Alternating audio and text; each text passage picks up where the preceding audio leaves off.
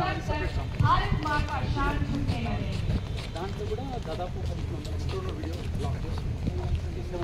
सभी को स्वतंत्रता दिवस की हार्दिक शुभकामनाएं। Good morning, everyone gathered here today. And the sun bakes us in its golden light. We gather today to celebrate the path ahead. I request all the guests to stand for the arrival of the dignitaries. Jai Jawan, Naval Academy में आपका हार्दिक स्वागत है. And our chief guest for the day, Sri Etala Rajendra Garu, Honorable Member of Parliament, Lok Sabha, Malkajgiri Constituency, Reverend Father Dr. Francis Xavier S.J., Correspondent, Professor Reverend Father Dr. L. Joji Reddy S.J., Principal, Reverend Father Dr. A.M. Joseph Kumar S.J. Reddy, Alumni Secretary, Dr. N. Maria Das, lay Vice Principal, Dr. C.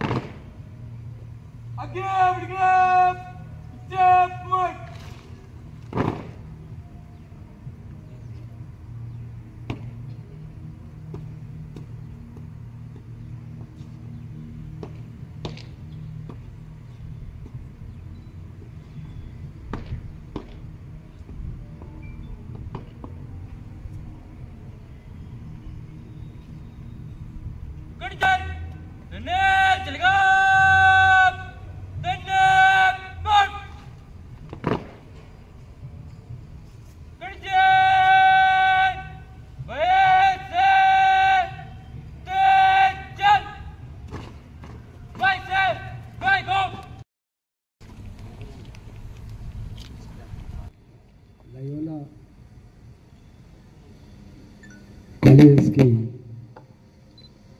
గత 35 సంవత్సరాలుగా నేను చూస్తూ ఉన్నా. ఏ prestigious institute principal Joji Reddy గారు,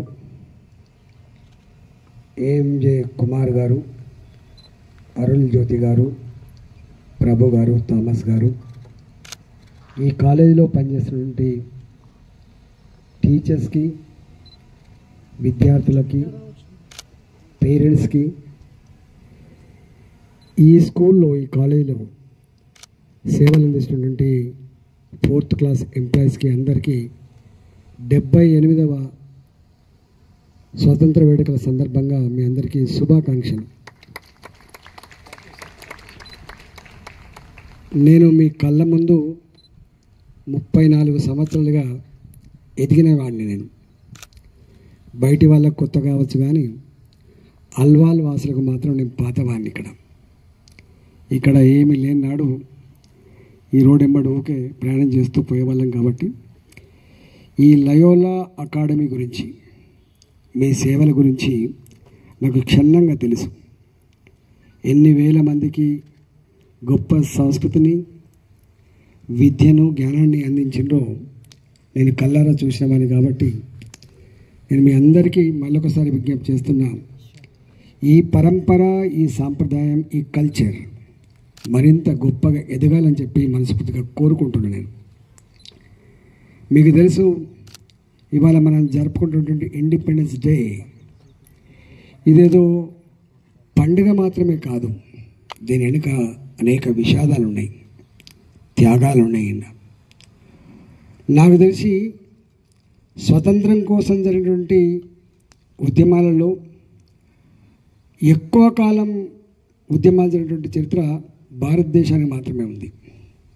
మొఘలాయుల కాలం నుంచి మొదలుపెట్టి Britishers వరకు వందల సంవత్సరాల కాలం పాటు మాకు స్వతంత్రం కావాలి, మేము పరిపాలించుకున్నటువంటి సత్తా రావాలని చెప్పి ఎన్ని 100,000 మంది తమ అమూల్యమైన ప్రాణాలను ఈ దేశ విముక్తి కోసం దారబోసిండ్రో అవన్నీ ఇవాళ మరణం వేసుకోవాల్సిన అక్కడ ఉన్నది.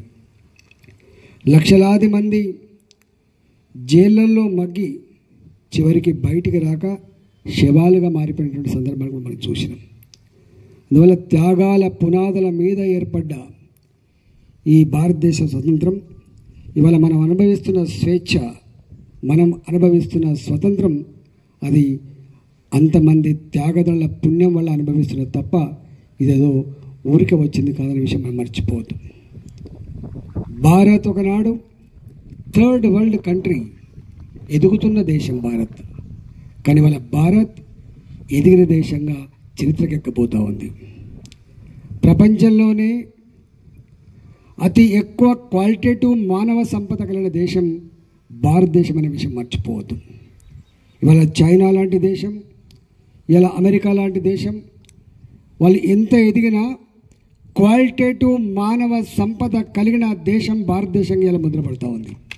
ఇవాళ ప్రధానమంత్రి నరేంద్ర మోడీ గారు ఏ దేశానికి వెళ్ళినా గర్వంగా ఒక మాట చెప్తా ఉన్నాడు, నా దేశం మానవ శక్తి కలిగిన దేశం, నా దేశం పురోగమిస్తున్న దేశం, నా దేశ ఆర్థిక వ్యవస్థ 11వ స్థానం నుంచి 5వ స్థానానికి ఎదిగిన దేశం, నా దేశం 3వ ఆర్థిక వ్యవస్థకు ఎదగాలని చెప్పి కళ్ళగంటున్న దేశం, నా దేశం 3rd వరల్డ్ కంట్రీ కాదు, నా దేశం ప్రపంచంలో పోటీ పడే దేశంగా ఎదగాలని చెప్పి స్వప్నం కంటున్నటువంటి వ్యక్తి ఇవాళ మోడీ గారు. కాబట్టి తప్పకుండా ఇవాళ మీరు ఈ దేశంలో పావర్టీ పోవాలంటే, ఈ దేశంలో డిస్పారిటీస్ పోవాలంటే, ఈ దేశం సుసంపన్నంగా ఎదగాలంటే, ఆకలి కేకలు లేని, ఆత్మహత్య లేని ఒక మంచి భారతం ఏర్పడాలంటే ఇవాళ అది విద్యార్థుల చేతుల్లో మాత్రమే ఉందని చెప్పి మనం చేస్తున్నాం.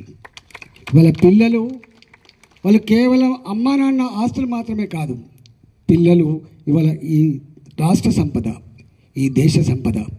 మీ ఎదుగుదలలోనే ఈ దేశం వికసిస్తుంది, ఈ దేశం పుష్పిస్తున్న విషయాన్ని మనం మర్చిపోవద్దు. అందువల్ల ఇవాళ అనేక మంది పిల్లలు, కోట్లాది మంది పిల్లలు ఇవాళ ఈ దేశంలో గొప్పగా ఎదుగుతున్న వాతావరణం చూస్తూ ఉన్నాం. కానీ మరోవైపు ఇవాళ అనేక రకాల సవాళ్ళు కూడా ఎదురవుతున్నాయి. మన కల్చర్, మన సాంప్రదాయం, మన మానవ సంబంధాలు ఎక్కడో కాడకో దెబ్బతింటున్న పరిస్థితి మనం చూస్తూ ఉన్నాం. కుటుంబం గొప్ప కుటుంబంగా ఉండే ఇవాళ చిన్న కుటుంబం చింతలేని కుటుంబంగా ఉంటుందని చెప్పి ఆశించినాం. కానీ ఆ చిన్న కుటుంబం కూడా ఎక్కడో ఒడిదుడుకులకు, అనేక రకాల బాధలకు గురవుతా ఉంది. మనం మంచిగుంటేనే సమాజం అంతా మంచిగుండే ఆస్కారం లేదు. సమాజంలో అనేక రకాల పెడదోళ్ళు ఉన్నాయి. ఇవాళ అనేక రకాల మన పిల్లల్ని, మన కుటుంబాన్ని వేధించే సంఘటనలు మన కళ్ళ ముందు జరుగుతూ ఉన్నాయి. అవిటి గురించి చర్చించుకోవాలంటేనే మనకు ఒళ్ళు జల్దరిచ్చే పరిస్థితి ఉంది. కాబట్టి నేను ఒకటే, శాస్త్ర విజ్ఞానం for both ways, one is constructive side, another one is destructive side.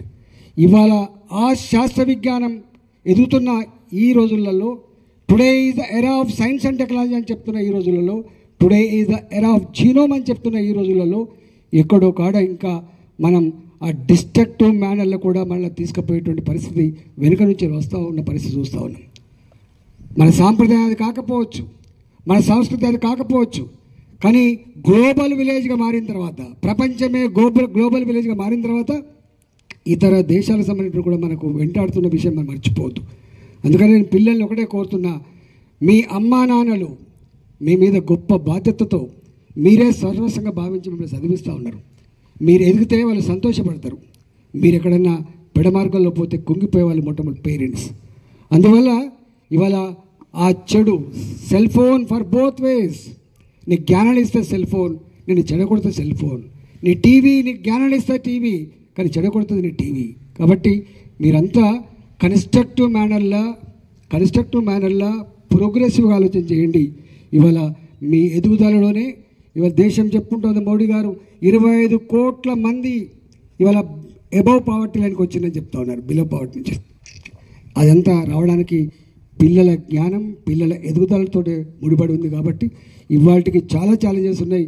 మేము వస్తూ ఉంటే మేడ్చల్ దగ్గర కొన్ని వేల మంది దిగుతూ ఉన్నారు, లారీలకి వెళ్ళి బస్సులకి వెళ్ళి మూటలు పట్టుకొని దిగుతూ ఉన్నారు. ఎక్కడోళ్ళు వీళ్ళు ఛత్తీస్గఢ్ వాళ్ళు, ఎక్కడోళ్ళు వీళ్ళు బీహార్ వాళ్ళు, ఎక్కడి వాళ్ళు వీళ్ళు ఈ శ్రీకాకుళం వాళ్ళు అని చెప్తున్నారు.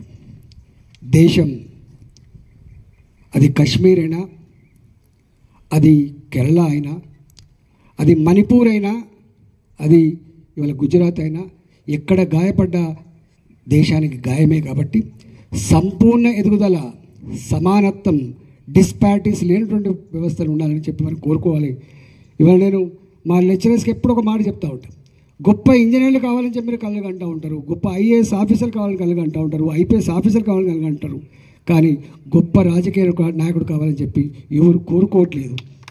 ఇవాళ చదువు రానివాడిని, దాదాగిరి చేసేవాడిని, మెడలో ఇంత దండేసుకుంటోని, ఎగ్జామ్స్లో చూసి రాస్తోని, వీళ్ళు మీరు పాలిటిక్స్ కావాలని చెప్పి కోరుకుంటారు. అది కాదు సుమా.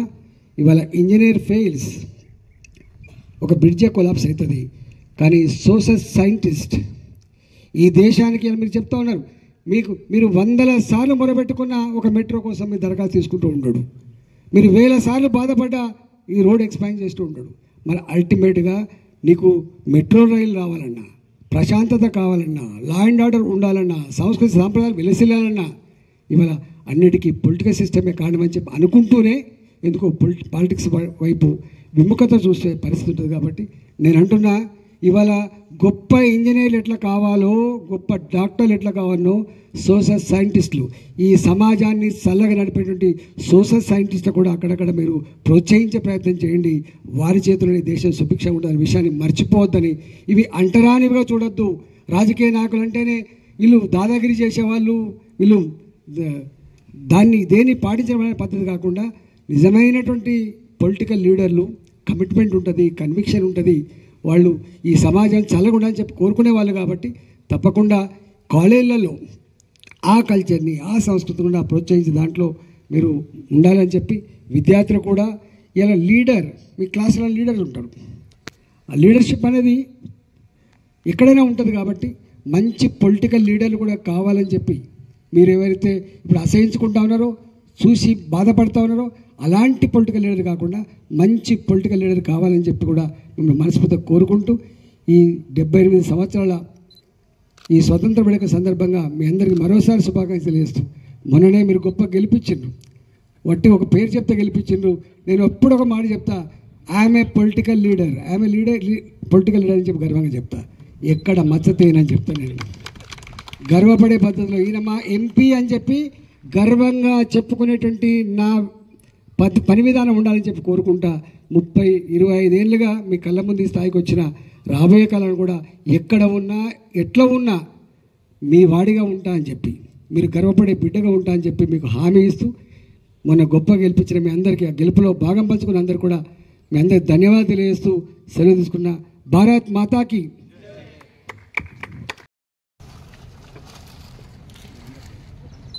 అది